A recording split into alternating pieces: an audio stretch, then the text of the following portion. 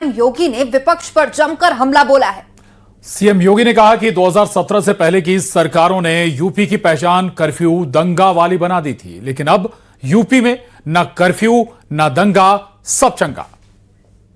2017 से कोई communal rights नहीं यूपी के अंदर नहीं हुए हैं। अब हम कह सकते हैं कि यूपी में न कर्फ्यू है न दंगा है, यूपी में सब चंगा है। और प्रयागराज के माघ मेले में स्वामी वी मुक्तेश्वरानंद के शिष्यों के साथ कथित पुलिस दुर्व्यवहार के खिलाफ सुप्रीम कोर्ट में दायर याचिका पर आज सुनवाई होनी थी। और इस बीच गोवर्धनपुरी मठ के शंकराचार्य अधोक्षजानंद महाराज ने चित्रकूट में बिना नाम लिए अवी मुक्तेश्वरानंद पर तीखा हमला बोल दिया। तो महाराज ने उन्हें राजनीतिक प्रभाव में काम करने वाला बताया।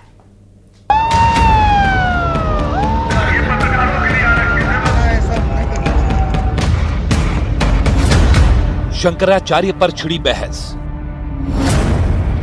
धर्म के नाम पर फैला भ्रम। प्रयागराज के माघ मेले में स्वामी अवी मुक्तेश्वरानंद के शिष्यों से बदसलूकी से शुरू हुई लड़ाई शंकराचार्य की उपाधि तक पहुंच गई। 13 फरवरी को यूपी विधानसभा में मुख्यमंत्री योगी आदित्यनाथ ने पहली बार स्वामी अवी मुक्तेश्वरानंद के बारे में बात की थी। इसके बाद एक नई बहस शुरू हुई और ये बहस है शंकराचार्य की उपाधि की। इस विवाद में अब गोवर्धनपुरी मठ के शंकराचार्य अधोक्षजानंद महाराज भी कूद गए हैं। उन्होंने खुलकर स्वामी अवी मुक्तेश्वरानंद का नाम तो नहीं लिया, लेकिन ज्योतिष पीठ से जुड़े विवादों का जिक्र किया और सुझाव दिया कि सुप्रीम कोर्ट के अंतिम निर्णय तक किसी को शंकराचार्य न लिखने के निर्देश का पालन होना चाहिए। सुप्रीम कोर्ट तक मुकदमे चल रहे हैं, तो जब तक कि वहाँ निर्णायक निर्णय नहीं आ जाता है, तब तक वहाँ किसी को शंकराचार्य न लिखने के लिए कोर्ट, सुप्रीम कोर्ट का यह आदेश है और उसका पालन हर किसी को करना चाहिए। शंकराचार्य अधोक्षजानंद महाराज ने स्वामी अवी मुक्तेश्वरानंद की ओर से राज्य सरकार पर लगातार हो रहे हमलों का भी जिक्र किया।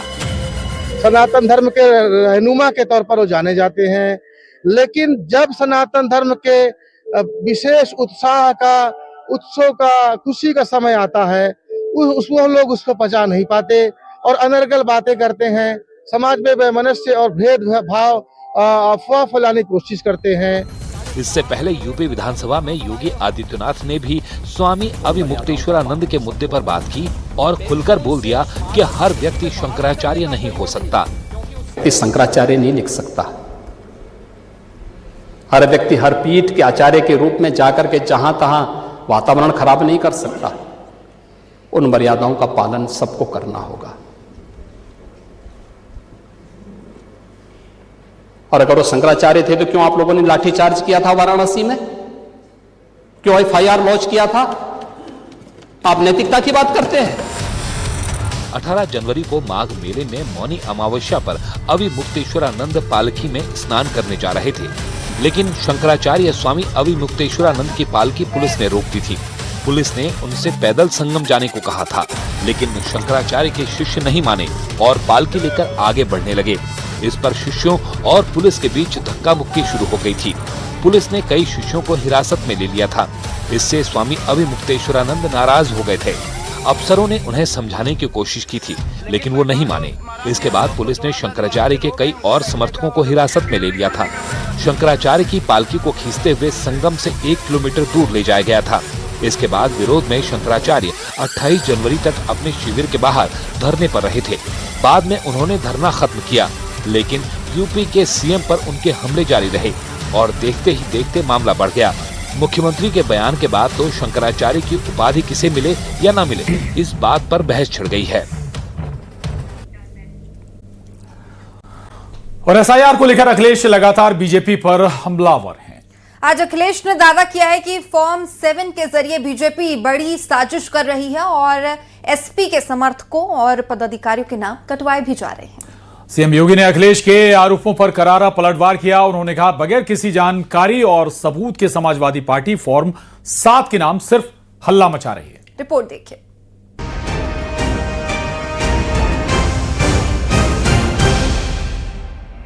अखिलेश यादव ने एक बार फिर बीजेपी पर विधानसभा चुनावों से पहले वोटर लिस्ट में बड़े पैमाने पर धांधली करने का आरोप लगाया। अखिलेश का दावा है कि फर्जी हस्ताक्षरों के जरिए फॉर्म 7 भरकर एसपी के समर्थकों पदाधिकारियों के नाम काटे जा रहे हैं। इलेक्शन कमीशन या जो भी प्रोसेस हो रहा है उसका डेटा शेयर किया जा रहा है, उससे डेटा शेयर हो रहा है, तभी वो टारगेटेड कर रहे हैं। उन्हें पता है कि इस बूथ पे कटवाना है, लेकिन प्रोफेशनल लोग हैं, वो जमीन पे नहीं जानते। इसीलिए मान लीजिए बिधुना विधानसभा में हमारे ही नगर अध्यक्ष के दस्तखत से हमारे ही वोटर का वोट काट दिया, तो स्वाभाविक पकड़े जाओगे आप। सीएम योगी ने अखिलेश के आरोपों पर करारा पलटवार किया। सीएम योगी ने कहा कि समाजवादी पार्टी फर्जी वोटर बनाकर फॉर्म 7 के नाम पर हल्ला मचा रही है। समाजवादी पार्टी इसको जबरदस्ती अपना वोट बैंक बना करके इनके नाम पे फर्जी पोलिंग करती थी और इसीलिए चिल्ला रही है कि फॉर्म 7 के नाम पर फर्जी काम हो रहा है। देखिए, तो व्यवस्था एक बनाई है भारत निर्वाचन आयोग ने। यूपी के मुख्य निर्वाचन अधिकारी नवदीप रेणवा ने कहा कि फॉर्म 7 एसआईआर प्रक्रिया का हिस्सा है और पहले भी था और आगे भी रहेगा। ड्राफ्ट का मतलब ड्राफ्ट तो किया सरकारी कर्मचारी अधिकारी ने, वो सही भी कर सकता है, 100% नहीं भी कर सकता है। ड्राफ्ट के बाद सारे लोगों को पता लगता है किसका नाम आया किसका नहीं आया, तो दावा और आपत्ति का पीरियड तो उसके बाद ही आएगा। हमेशा ही आता है, आगे भी, इस बार भी आएगा, आगे भी आएगा और ये नियम सम्मत है। अखिलेश का आरोप है कि बीजेपी की सीक्रेट मीटिंग में एसपी के वोट काटने की रणनीति बन रही है। वहीं बीजेपी ने पलटवार कर कहा कि हार से पहले ही एसपी बहाने खोज रही है। Bureau report, news 18।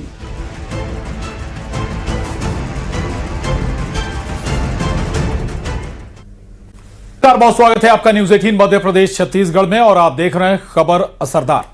नमस्कार। सबसे पहले बात करेंगे खबर असरदार में। कांग्रेस में राहुल गांधी के नेतृत्व में दो फाड़ खुलकर सामने आए हैं और इस बार मणिशंकर अय्यर ने राहुल गांधी पर कहा कि वो गांधीवादी, नेहरूवादी, राजीववादी हैं। लेकिन राहुलवादी नहीं है। इससे पहले शकील अहमद और राशिद अल्वी भी राहुल गांधी पर निशाना साध चुके हैं। यह खास रिपोर्ट देखिए।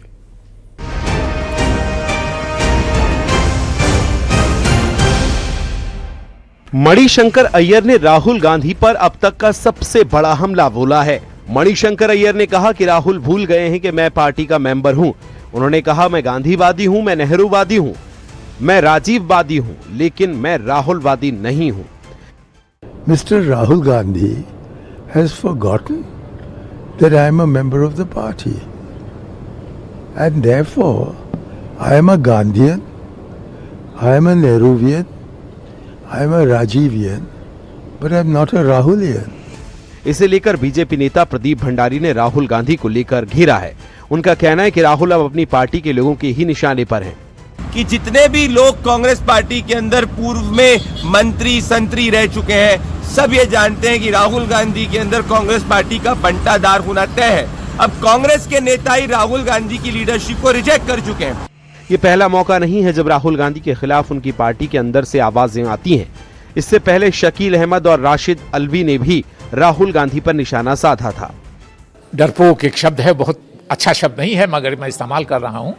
अंग्रेजी में थोड़ा उसके लिए अच्छा शब्द है कि राहुल जी से ज्यादा इनसिक्योर पॉलिटिशियन मेरी नजर से आज तक नहीं गुजरा। इनसिक्योर राहुल जी को हर मजबूत कांग्रेसी से उनको अपने को थ्रेटन फील करते हैं कि राहुल गांधी से मिलना इतना आसान नहीं। कांग्रेस पार्टी मुस्लिम लीडरशिप को लगातार नजरअंदाज करती है।